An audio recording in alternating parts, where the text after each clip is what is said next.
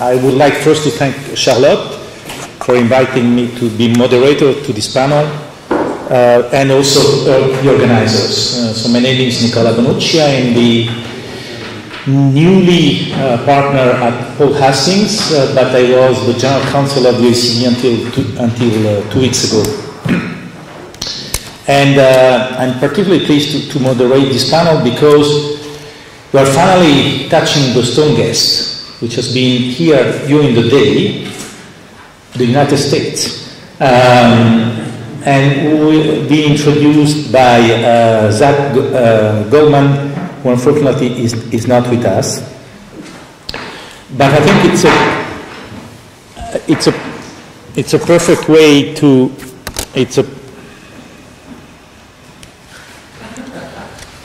hello?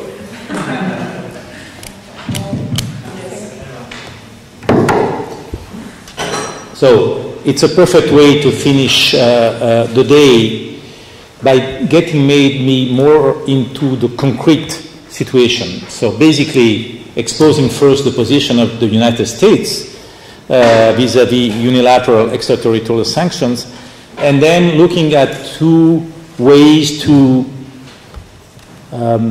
mitigate, counteract, react to what is, at the end of the day, possibly the reason why we have such a topic, because if the United States were not to behave in the way in which we are behaving, I'm not sure we would have the same kind of discussion.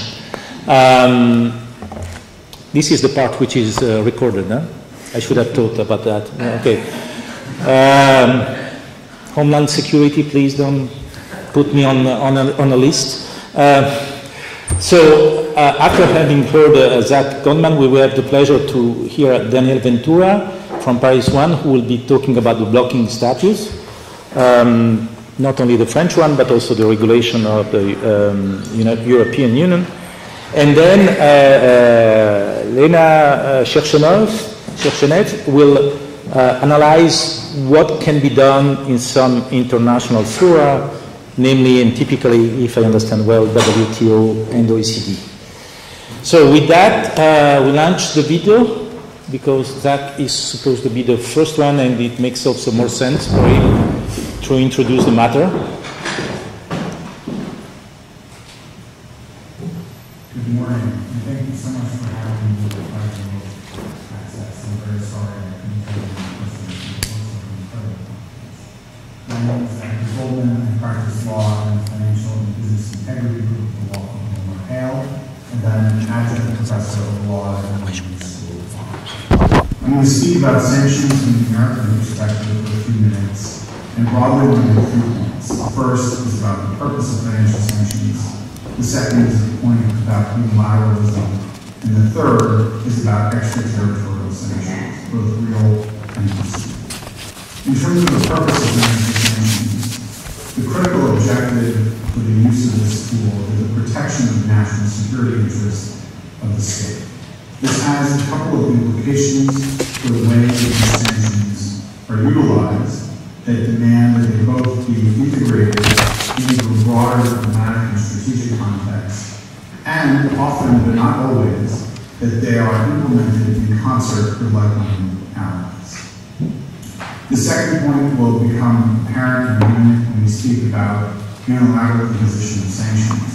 But it's almost always the case that when attempting to change behavior, which is fundamentally what sanctions are useful for, it is important to do so in concert with others. This both helps avoid problems regarding sanctions evasion, and also sends a clear message to the target of the sanctions that the behavior they're engaged in is undesirable and must stop.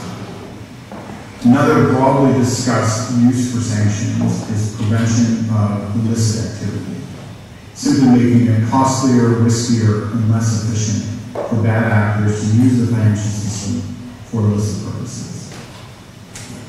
And now I want to make a broad point about unilateralism. It is often said that multilateral sanctions are best, whether imposed through the United Nations or by a community of like-minded allies. And that is almost always true. It would be impossible to conceive of the objective that was accomplished with the Iran nuclear deal, the Joint Comprehensive in 2015 without a large group of actors, both multinational actors like the EU and the States, like Germany, China, Russia, the United States, and Iran, acting in concert toward a common goal.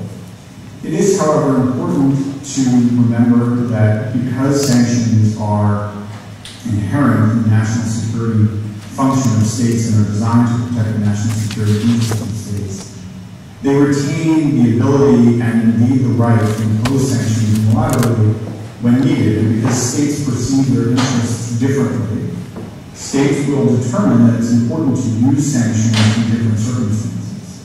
A clear example of this in the U.S. is the narco trafficking sanctions program, which was adopted in the mid-1990s in the face of significant expansion in drug trafficking activity.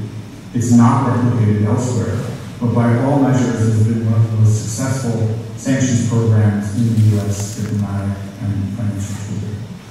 Similarly, the EU recently imposed sanctions on Turkey without a clear U.S. analog, and the EU also has sanctions programs that cover Tunisia, Egypt, and other Arab Spring states, and that attempt to dissuade and recover assets that have been misappropriated by the former regimes of these states that are not, again, duplicated by other countries. And it's important to preserve the ability of EU member states to impose sanctions unilaterally and perceive it to be in their interests, even if they don't have, for example, a majority of the Security Council that's willing to follow. The third point I want to make is about extraterritorial sanctions. And there's two senses in which people talk about extraterritorial sanctions. The first, I think, is probably not accurately described as extraterritorial sanctions, but the second is, and is much more rarely used. We often think about extraterritoriality as derived from the power of the dollar. In this sense, dollar-denominated transactions of any size conducted anywhere in the world by sophisticated commercial actors often have to adhere to the terms of the U.S. sanctions. This isn't because of a technical extraterritorial effect, rather a practical one, because the reason those transactions have to comply with the sanctions rules is because they almost always clear through banks headquartered in the U.S. And those banks headquartered in the U.S. obviously have to follow U.S. law. I therefore think it's not, strictly speaking, accurate to talk about those types of sanctions as extraterritorial. In practice, they may feel as though they are, but when kind of examining from a technical legal perspective, the sanctions regulations are imposed on the U.S. dollar clearing banks in New York, not on the foreign parties themselves. There is, of course, a sense in which extraterritorial sanctions are used by the U.S. and others, although very, very rarely. The most powerful example of this in the U.S. arsenal is the Iran Sanctions Act, as it had been amended several times since the initial adoption in 1996. The 2010 amendments to that statute, the Comprehensive Iran Sanctions Accountability Investment Act of 2010, is widely credited with generating the leverage necessary to bring Iran to the table and to begin serious negotiations that resulted in the JCPOA in 2015. Notwithstanding the power of those sanctions, they actually been implemented only seldom. Nonetheless, they do remain a point of contention internationally. I think that the discussion about extraterritoriality and the power of the U.S. dollar in leveraging the U.S.-based financial system to achieve change in behavior through sanctions is an incredibly important issue. Because the power of the dollar is persistent and it is not likely to be supplanted as the world's reserve currency anytime soon, although it may be in certain discrete instances supplanted by the yuan and other currencies. This is an important dialogue, and I look forward to continuing to be a part of it. Thank you very much again for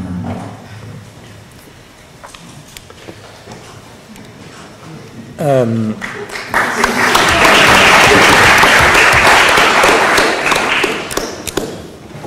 So,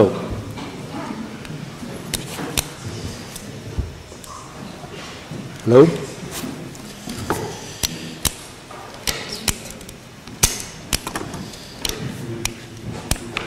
It's been a long day. So there is a good news and there is a bad news. The good news is that he spoke only for 7 minutes, which doesn't mean that you can speak for more than 20 minutes, both of you. The bad news is that, I don't know for you, but when I watched the video yesterday,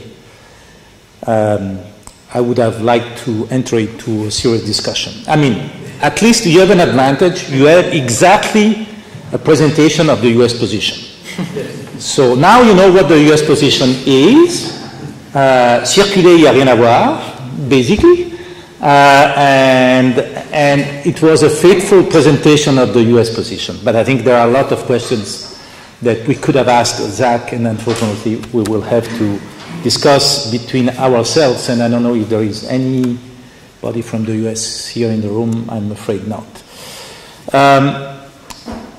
But as I said, it has the advantage of having highlighted clearly what the US position is. I think it would have been extremely interesting to confront, for example, Zach with our Chinese colleague on the evolution of the Chinese position and see if the US position will still be the same in a few years' time when there will be other countries starting to use this tool more regularly. But we are where we are. So now that you know what the US is doing and plans to do in the near future, Daniel, tell us if the blocking statute can be a response to the US position or not.